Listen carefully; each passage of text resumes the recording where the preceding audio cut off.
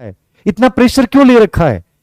एक बार task analysis करो ना कि सर इसी चीज से प्रश्न आ रहा है, मैं क्या प्रायोरिटी तैयार करो। प्राथमिकता तैयार हो जाएगी तो कोई भी कंपटीशन को क्रैक करने के लिए बहुत ज्यादा समय नहीं देना है, कम समय में बेटर हो सकता है। याद रखना, मैंने कहा चीजें तैयार कर लो। सीसी में मतलब मेथड के मैंने टॉप बिंदु निकाल दी कि मैं मुश्किल से 5 घंटे में पूरे मेथड के प्रश्न सही कर सकता हूं यदि पूर्व एग्जाम के क्वेश्चन पेपर देख लिए। हिंदी में समाज, संधि, प्रत्यय, उपसर्ग, इनको ढंग से तैयार कर लिया, इनके नियम समझ लिए, कोई बड़ी बात नहीं है। मैं फिर कह रहा हूं ये चीजें आप सिर्फ एक दिन में भी कर सकते हो। एक सब्जेक्ट को संस्कृत में उच्चारण स्थान, मायसो, समय स्थान, स्वर, व्यंजन, उपसर्ग, इनको ढंग से देख लिया, इनसे प्रश्न डेफिनेटली आएगा। मतलब कहां से प्रश्न लगातार आ रहा है, उन टॉपिक्स को शानदार तरीके से तैयार करो। ये प्रायोरिटी है। जब मैं विज्ञान पढ़ रहा हूं, साइंस पढ़ रहा हूं, तो मैं एक टीचर के साथ डिस्कशन कर रहा था आज कि सर विज्ञान मुझे पढ़ना है और लास्ट टाइम एग्जाम के 5 दिन बच गए, मुझे विज्ञान में क्या पढ़ना चाहिए? तो तुरंत निकल के आ गया बायोलॉजी में सूक्ष्म जीव, पादप, रोग, भोजन, अंतःस्रावी ग्रंथि और कोशिका, इन सब से लगातार प्रश्न आ रहा है। तो बायोलॉजी में 6 टॉपिक पढ़ लिए, बाकी छोड़ दिए।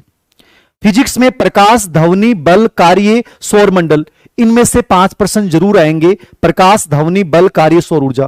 केमिस्ट्री में परमाणु के सिद्धांत, अम्ल, क्षार, कोयला, पेट्रोलियम, प्राकृतिक गैस, कार्बन डाइऑक्साइड, रेसे, प्लास्टिक, इनमें से प्रश्न लगातार रूटीन हो रहा है। अब इन टॉपिक्स यही एसएसटी में करना है कि मुझे पता है कि कला संस्कृति का सबसे बड़ा रोल है रिट में, एसएसटी में, तो मैं कला संस्कृति वाला पार्ट अच्छे से पढ़कर चला गया। गुप्त साम्राज्य, मौर्य साम्राज्य बहुत बड़ा है तो छोड़ दूं, उनके पूर्व एग्जाम के प्रश्न देख लूं। वैदिक सभ्यता और सिंधु घाटी सभ्यता आसान आराम से देख लूं। जैन और बौद्ध धर्म बहुत छोटा सा आराम से देख सकता हूं। महाजन पद छोटा सा आराम से देख सकता हूं। कला संस्कृति वाला पार्ट मेरे आगे भी काम आना है, उनको एक बार देख लूं और उतना भी नहीं देख पाऊं तो मैं एक काम करूं, 4 साल में जितने प्रश्न आए कला संस्कृति के वो देख लो। यही ज्योग्राफी में अपनाना है, यही राजव्यवस्था में अपनाना है। टीचिंग मेथड एसएसटी में, साइंस में वही चीज मैंने बता दी, वही सेम प्रश्न। मापन, मूल्यांकन, ब्लूम टेक्सोनोमी, उपलब्धि परीक्षण, शिक्षण सहायक सामग्री, एक पाठ्य पुस्तक की विधि और समाज विज्ञान की प्रमुख विधियां। पूर्व एग्जाम के प्रश्न पत्र देख लो। हमारी जैसे खुद की किताब आई थी एसएसटी की, गणित की भी हमने ऑब्जेक्टिव भी निकाली, थ्योरी भी निकाली। ये सब इसलिए निकाली कि बच्चे के पास से संकलन हो जाए। यदि इतना तुम कर सकते हो ना तो कंपटीशन इतना बड़ा नहीं है कि तुम्हें डरा दे। याद रखना, अपने आप को इतना कमजोर मत बनाओ। तुम्हारे सब में बेटिंग स्टाइल है, लर्निंग स्टाइल है, लेकिन कहीं ना कहीं अनावश्यक प्रेशर क्रिएट कर रहे हो। याद रखना, उस प्रेशर को हल करने के लिए एनालिसिस करो। मैंने 1 घंटे में एनालिसिस कर डाला कि यार ये चीजें ऐसी हैं जहां से प्रश्न आ रहा है कि मैं लास्ट टाइम में मैं तुम्हारी जगह होता तो मैं क्या करता और मैं क्या नहीं करता। ये सबसे इंपॉर्टेंट बात है। पॉलिटिकल साइंस में क्या करें? अब देखो इन चीजों को लेकर अब नया नहीं, गुरुजी अब क्या पढ़ें, क्या वो यूट्यूब पे क्लास देखें, कोई जरूरत ही नहीं है। 6 से लेके 10 तक की किताब है आपके पास, है कि नहीं है? नहीं है तो बताओ, देसर भेज दें भाई, बताओ आप। मैंने तो कहा संजीवनी लानी है तो खुद लानी पड़ेगी, लेकिन फिर भी ताना लगा गुरुजी भेज दो ना, ये कर दो ना गुरुजी।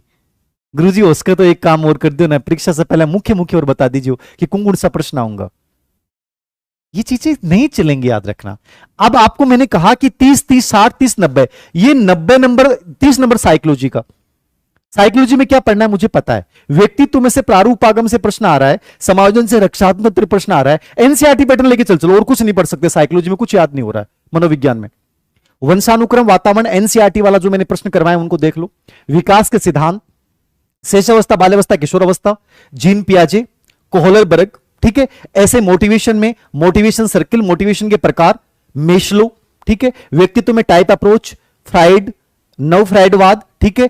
प्रक्षेपी विधियां, इनको पढ़ लो, इसके अलावा कुछ नहीं पढ़ना है, इनके अलावा कुछ पढ़ना ही नहीं है। मेरी एनसीईआरटी वाली सीरीज भी तुम कवर कर लोगे ना तो मैं विश्वास करता हूं कि लगभग, क्योंकि मैंने उसके साथ व्याख्या की है, मैंने उनके साथ हर चीज बताई है।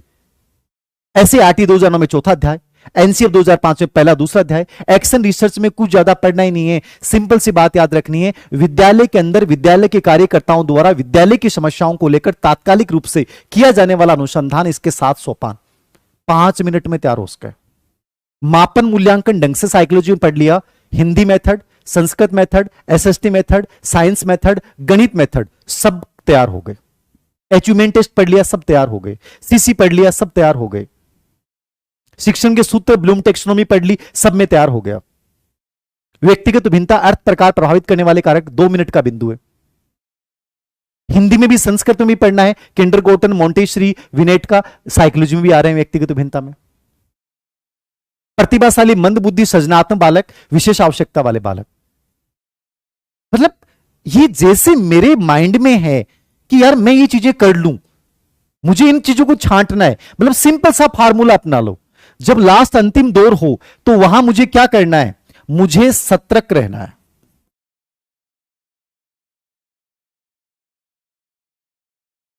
नंबर 2, चयन करना है। नंबर 3, एकाग्र। 3 फार्मूले अपनाओ। सतर्कता का मतलब, सजगता का मतलब, सावधानी का मतलब, अब मुझे बाकी चीजों से भ्रमित नहीं होना है।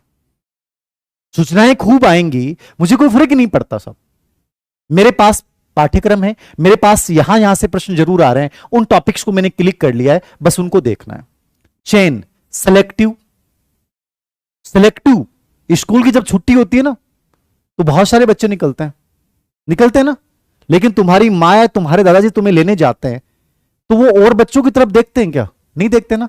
वो उनकी नजर तुम्हारे ऊपर होती है कि यो महालो गोलियो रे, ओ महालो गीगलो है, बाकी गीगला पर ध्यान कुंजा बाको। 5000 बच्चों में से आपको पहचान लेंगे। यही सिलेक्शन है। हमें भी उन 5000 टॉपिकों में से उस कंटेंट को पहचान करना है, उसका चयन करना है जो जरूरी है। एकाग्रता, जब बैठे हैं ना, क्लास में बैठे हैं ना या पढ़ रहे हैं ना, तो बाहर क्या हो रहा है? कल एक बच्चा कह रहा था डीजे बज रहा है, बजने दो ना सर। मकान मालिक कह रहा है करने दो ना सर। साथ वाला कह रहा है कि ये होगा, कहने दो ना। और चीजों पे ध्यान नहीं जा सकता। कहीं ना कहीं पोटेंशियल लाना पड़ेगा। टाइगर वुड्स की उस बात को दिमाग में रखना पड़ेगा कि जब मैदान में उतरता हूं ना तो ये पता नहीं होता बाहर लोग कितने हैं, दर्शक कितने हैं, दर्शक किसकी हुटिंग कर रहे हैं। दिमाग में एक ही होता है, ये वो बॉल, ये छिद्र है और ये मेरी बॉल है और ये मेरा हथियार है। मुझे केवल यहां तक इसको पहुंचाना है। यहां कौन है इनसे फर्क नहीं पड़ता है, इनसे फर्क पड़ता ही नहीं है। मुझे कोई फर्क नहीं पड़ता है, मेरा ध्यान केवल यहां पे है। तो याद रखना, हमें इन्हीं चीजों को फॉलो करना पड़ेगा। याद रखना, इन्हीं चीजों को फॉलो करना पड़ेगा। पाठ्यक्रम, चयन, सतर्कता, एकाग्रता, प्राथमिकता और वन लाइनर। अंतिम समय में बहुत ज्यादा पढ़ने से बेटर है वन लाइनर चीजें पढ़ो। एक लाइन में जगह चीजें बन जल्दी याद हो, मैं लास्ट टाइम में याद हूं। 5 दिन में आपने 6 महीने कुछ नहीं पढ़ा हो, लेकिन लास्ट दिन, पहले दिन, दूसरे दिन, तीसरे दिन, अब 3-4 दिन में जो वन लाइनर चीजें पढ़ जाओगे ना, वो याद रह जाएंगे आपके।